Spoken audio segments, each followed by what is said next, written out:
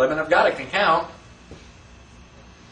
but it doesn't do anything right now. It's that one and only federal fax machine. Well, while it's sitting there doing nothing, is it still drawing interest? I think so. I mean, I wasn't even concerned about that. I didn't even ask. But you can go to 3P Gold and check. So as this becomes more and more prevalent and more powerful, then who's going to use Federal Reserve notes? Why would you? You know about the kid that used to take his ball and go home? Well, it's his ball. We can all just leave the field.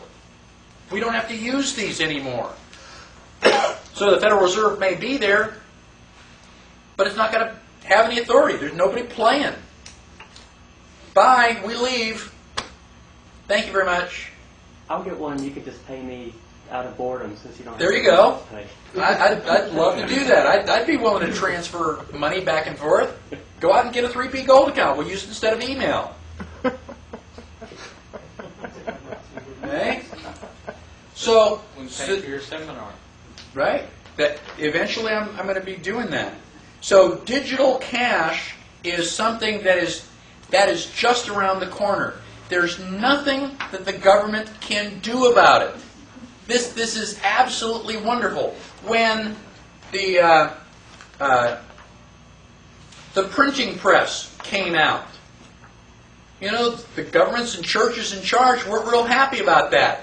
Because up until then, I'm telling you what the Bible says. Oh, really? Now we can print the Bible and you can read it for yourself. You go, hey, you've been pulling a fast one on me. That's not what it says. So they didn't like the printing press. What did they do? They went out and they started burning books. Were they successful? Had we eliminated books? No, because we were printing them faster than they can burn them. There's not a damn thing they can do about it. And there's not a damn thing they can do about 3P Gold. It's going to happen whether they like it or not.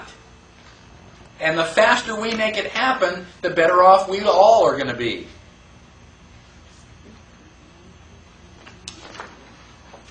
The Libertarian Party, page 34. Now, I really don't care who you vote for, as long as you do not vote Democratic or Republican. Don't keep making the same mistake. Now, if you want my advice, I advise you to vote for the Libertarian Party. They have been around for 30 years. This December, we're having our 30th anniversary. They fight for the right to life, the right to liberty, the right to property. They are the only ones who understand rights. Your money, you spend it. You're an adult, you decide what you want to do. As long as you don't hurt somebody else, you can do anything you want. Gosh, where have I heard that before? The Libertarian Party is the only one that understands the Constitution. You say, well, yeah, but you can't get elected. No, not if you don't vote for me. If you were the deciding vote, I'm going to guarantee that I can get everybody else to vote Libertarian, but I need your vote. Are you willing to vote Libertarian? I have. And, even if that's not true, are you going to wait until everybody else figures it out and then you're going to be the last one to vote for liberty? Boy, that's a patriot. Why don't you do something brave and daring, like be the first one? And then convince all your friends. Page 35. There are three groups of people. People who don't know that there is a problem. Okay? Then of the people who know that there's a problem, people think that, yes, we can solve it, and we can work within the system. If that's true, vote Libertarian.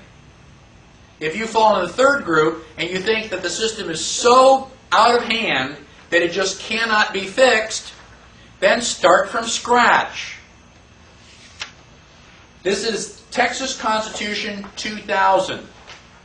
It's only the first couple pages of it, but Article 1 is a Declaration of Rights. Right? It says all political power is inherent in the people, and all governments exist by the will of the people. The people of Texas retain the right of altering, reforming, or abolishing their government in any manner they believe proper at any time.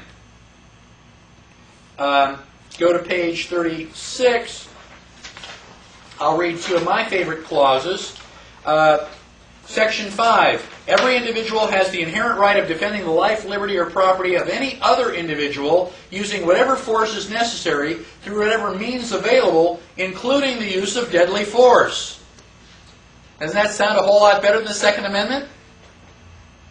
And just in case there's a Rosie O'Donnell out there who doesn't understand, let me clarify with Section 6.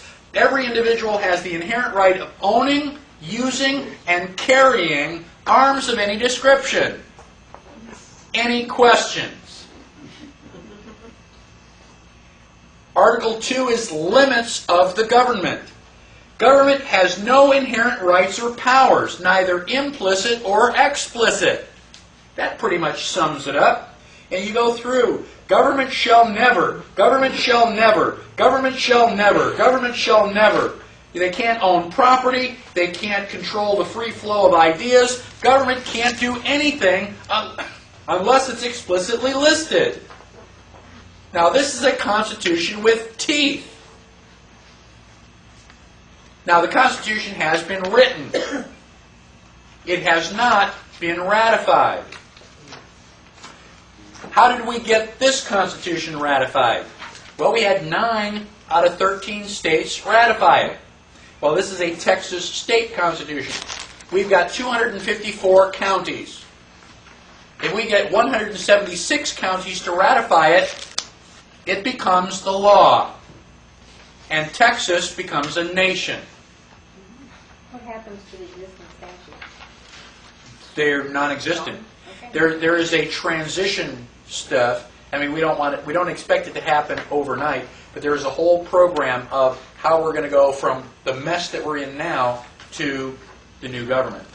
And I give you the website for that, tcrf.com, Texas Constitution Ratification Fund, and you can read, I think it's about 22 pages. First time I read it, it made me weep. When you said it goes from a country to nation, I'm not going to I know Bill knows a lot about it. Are you talking? Are we pulling out of the U.S.